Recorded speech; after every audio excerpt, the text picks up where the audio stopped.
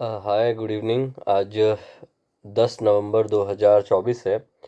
और ये वीडियो कल का एक आप ट्रेड प्लान बोल सकते हैं या अपना जो मेरा व्यू है कल के लिए काम करने के लिए। फ़िलहाल जो अगर आप बाज़ार में देखें कि चाइना ने स्टिमुलस दिया है या यूएस ने जो रेट कट्स किए हैं, बाकी अदर करेंसीज जो डेप्रिशिएट हो रही है, हमारी भी डेप्रिशिएट हो रही है। इसका कारण ढूंढने से बेटर है कि हम निफ्टी में या बैंक निफ्टी में एक ट्रेड प्लान बनाएं, क्योंकि आपको कारण काफ़ी मिल जाएंगे बाज़ार में कि इस वजह से बाज़ार गिर रहा है, उस वजह से बाज़ार गिर रहा है। फ़िलहाल हमें ये देखना है कि बाज़ार में हम कल क्या कर सकते हैं और क्या हमारा ट्रेड प्लान होना चाहिए। उससे पहले एक छोटी सी इन्फॉर्मेशन और देखो, हमारी इन्फ्लेशन और यूएस की इन्फ्लेशन में काफ़ी फ़र्क है। तो अगर कैपिटलिज्म सरकार आती है जैसे कि ट्रम्प हैं, तो उससे फ़र्क ये पड़ेगा कि वो अपनी जो उनकी कैपिटलिज्म है उसको ज़्यादा फेवरेबल करेंगे अदर देन दूसरी कंट्री के।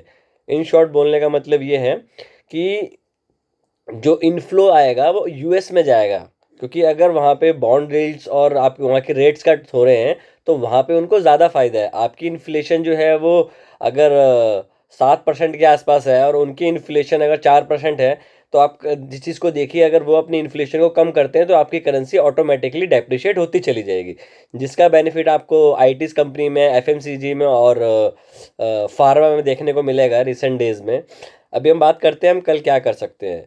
देखो, अगर हम निफ्टी का चार्ट देखें तो हमारे कल की एक रेंज बनी है जिसको 24,250 आप ऊपर की ले सकते हैं और नीचे की ले सकते हैं आप। जो बड़ी बिग बार बनी थी अगर हम उसको देखें तो ऑलमोस्ट जो बिग बार, जो ग्रीन बार थी, वो था आपका 24,090 के आसपास। तो अगर हम मिड ऑफ द रेंज खुलते हैं, अगर हम बीच में खुलते हैं एक रेंज के बीच में, तो हमें ट्रेड जो करना चाहिए वो वेट करना चाहिए एक साइड की बाउंड्री का आने का। जैसे कि अगर बाजार ओपन होता है आपका 24,200, 210, 220 या 240 के आसपास, तो आपको एट ओपन पे बाजार को सेल करना चाहिए।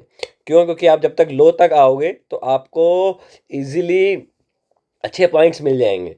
और अगर आप इससे ऊपर खुलते हो तो आपको वेट करना है कि वो उसका फॉलो थ्रू देता है कि नहीं देता है। मतलब बोलने का ये है, अगर आप 24,250 से ऊपर खुलते हो तो एक बारी के लिए आपको वेट करना है फर्स्ट 5 मिनट का हाई ब्रेक होने का।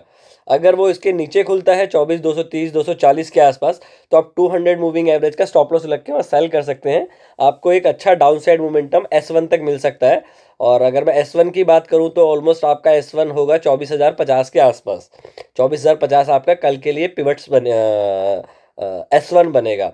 और अगर आप खुलते ही 24,090, 24,060 के आसपास हो और जैसे फर्स्ट 5 मिनट का लोड ब्रेक होता है तो आपको शॉर्ट करना है।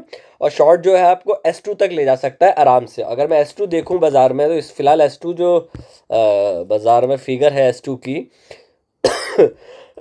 वो 24,950 तक आपको बाजार का टारगेट रखना चाहिए बाजार में।